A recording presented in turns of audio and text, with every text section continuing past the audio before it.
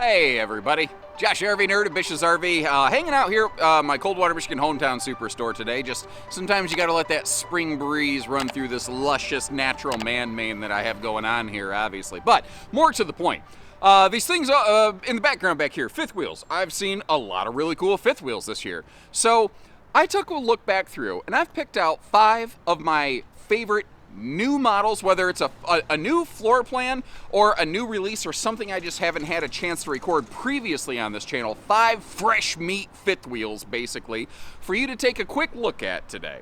So what we're going to do is we're going to jump through a handful of 2 to 3 minute quick look videos, and if you see something you kind of like, I'm going to chapter mark it so you can jump back to it more easily. But if you'd like to learn more about it, make sure you check the links in the video description down there, where I will have links to the full-length video, because everything you're going to see today I have a full detailed video on. So if you're like, I need to know more about it, it's one click away. Or if you're like, how much is this thing going to set me back, Jack? There will also be links down there to double check pricing and availability. And for lack of any better way to rank these things, I'm pretty much just going to put them in size order, starting small, work our way up. Enjoy. Okay guys, so I don't normally go through an RV a second time within a year, but the changes they've made on this since the first time I went through it is amazing. This is threatening to be my personal favorite couples camping fifth wheel, and I cannot wait to go through this with you again. Hello everybody, Josh RV Nerd of Bish's RV here with the 23ML Alliance Avenue. This is basically their version, let's call a spade and a duck a duck. This is their version of the Cougar 23MLE, which I freaking love. I think it is amazing because it's like 30 foot. It's something where if you have like a more medium duty or better 3/4 ton, you don't need a giant monster truck to be able to haul it around. But this floor plan gives us ideal, practically, traveling access. And even if you don't care about travel stop access, it doesn't hurt you because you have direct facing entertainment. You have a surprisingly open feel in a one slide RV. You have amazing countertop prep space, amazing storage, a very solid little miniature outdoor camp kitchenette. This has something like 320 watts, I think, of factory solar up on the roof, which does not suck, automatic leveling, and a fantastic weather package, something like 0 to 100 degree rated, tested, proven, a very easy to walk around true queen bed, and everything in this feels a little bit bigger, a little more open, and a little more grand, not only just because of the new decor that they're using in here, which I love. I really like the look of this new decor, but the fact that this is a rare instance of a short, wide body fifth wheel. There are very few builders, I think you can count them on less than one hand, who make smaller, wide body fifth wheels like this. And that extra space in the small RV that we're looking at is such a game changer. Now, Alliance does amazing things, like their back-end customer service and support is about the best. It's the gold standard of the industry. Their running gear, the shock dampening pin box, suspension, the Goodyear tires, all of that, the composite walls and floor, like they're nailing so many things that I personally want to find in an RV. I feel super strong about this one. Like it might be my new personal favorite couples camping fifth wheel. I'll have to check it out, but I want to hear from you as we go. I'm going to try to reel myself in, give you good, bad, ugly, and in between like I always do, and let you decide which one's the best for you or not. So if you appreciate that, hit that subscribe button. Let's get in there. So I haven't talked about this on camera, but for a long time, I've been hoping Brinkley would make this floor plan, and they have absolutely knocked it out of the park. This might be my new favorite couples camping fifth wheel out there. You are going to want to see this.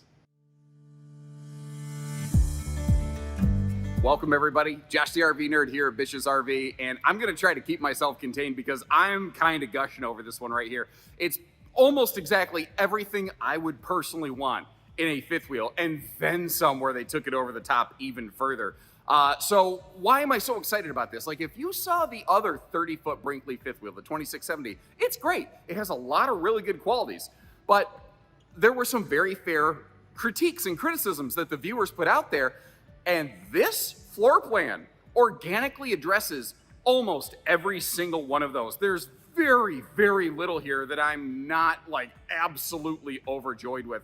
We're going to be, like most fifth wheels, a pretty solid 3/4 ton tower, but it's 30 foot tip to tail with fantastic tires, excellent suspension. So if you really want to do a lot of, road travels and stuff, this is going to be a great fit. Not to mention, it's a 30-foot fifth wheel. A chunk of that's hanging over the bed of the truck. So if you're going to go through those tighter spaces like the state national parks, this may give you some fantastic maneuverability and parking capability that other big rigs just couldn't handle, while still providing you the big rig comforts and features. Because this isn't like a scaled down Z Air. This is a full blood Model Z. It just happens to only be 30 foot. So we have things like a hydraulic rack and pinion living room slide and 4-point hydraulic auto leveling. Essentially, I've not seen anybody else in this class do this. So it's just going to work faster, stronger, essentially, better stability, excellent hot-cold weather package, as you expect from a Brinkley. But this floor plan, I love it because when the slides close, you can access everything that is road critical. It has just about an acre of countertop space. It has tremendous storage, a really good cargo capacity, fantastic holding tank capacities, larger solar package than nearly anything in this class that is not very difficult to double, essentially. Upgraded suspension, upgraded new pin box so that the thing doesn't rattle trap itself apart going down the road, and a laundry list of other features I just love about this thing. This one gets my goat. And the other ones, maybe they tote them. Maybe they totes my goats. I don't know. That's a joke that you haven't heard a lot of anymore. Kind of like clown shoes. You haven't heard people call something clown shoes in a long time. But I'm here to bring it back, America, and the Canadians watching, and anybody else. And in the meantime, let me know what you like about this. Let me know what you would change given the opportunity. And buckle up, because we've got a fun ride ahead of us today. Every now and then, I'll look at an RV, and I just kind of think to myself, how did they pull that off? At least, that's kind of what I asked myself when I first looked at this. Hey everybody, my name is Josh rving. This is a new model from the Influence family of Grand Design. If you're not familiar with this, last year they kind of reinvented the Solitude S-Class into Influence to give it a little bit of its own identity, and it's really starting to find its stride. Usually, when I see an awesome wraparound rear kitchen like this and just a killer living room arrangement with opposing slides like that, you're like, you're 40 feet. You're 40 feet cold. This is like 35'11". This is closer to 36 feet. And I love that it's not just another 35-foot rear lounge. The RV industry is so oversaturated with 35-foot triple slide fifth wheels that just have a sofa in the back and a TV across from a theater seat. And there's nothing wrong with that arrangement. It's very good and works for a lot of people. But sometimes I just want something different. And I tell you what, I love rear kitchens. And I saw this, I'm like, I'm putting the camera on this thing. The amount of countertop prep space and storage in this just absolutely smokes anything a rear living room this size is going to be able to offer. We still have the double power awnings. There's opportunity for outdoor entertainment. The window coverage in this is amazing. Influence is a wide body product, so you're getting maximum room all the way through. And they kind of have a bedroom bathroom super slide where they continued the bedroom slide through into the bathroom, and it opens that up to just an extreme degree. And it's one of the only times that I'm actually kind of okay with the dual entry bathroom. It's one of the few times that really makes sense to me. There's a bunch of other things on this one. I haven't closed it up for road mode yet. I do suspect, like most rear kitchens, when we close it up, we're probably going to lose access to the kitchen or at least the refrigerator. We'll double check for you though. And if you like how we still go through all the paces to get you all the footage, hit that subscribe button. Let us know we're doing a good job. And let's get through this thing, because I like what I see. What is even happening in the RV industry right now? What is this?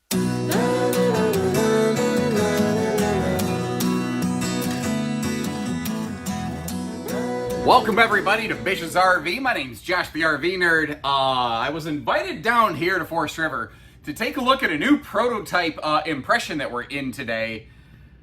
And I don't know if it's genius or insanity. I need you to chime in on the comments and let me know what you think of this thing. So first of all, compared to last year, Impression doesn't look at all like they used to. They went away from, like, they had the cheapest basic fiberglass skin they could. They had not fancy looking decals. Their decors were okay. And this year, they said, you know what? Forget that. We are going to be something a little more memorable.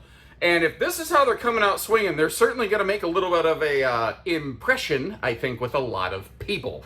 So this, I walked by this and I thought it was the same generic triple slide fifth wheel that everybody makes. I could not have been more wrong. I walk in this thing and it's got a pseudo residential like bistro diner table in this thing that is fixed to the floor, by the way, so it's not jiggle banging all over the place. It's essentially acting like your island, but also your dining. It's a bistro dineland, if you will. The RV has a dedicated desk space while also having lots of other seating. What it doesn't have is the traditional booth dinette or table and chairs.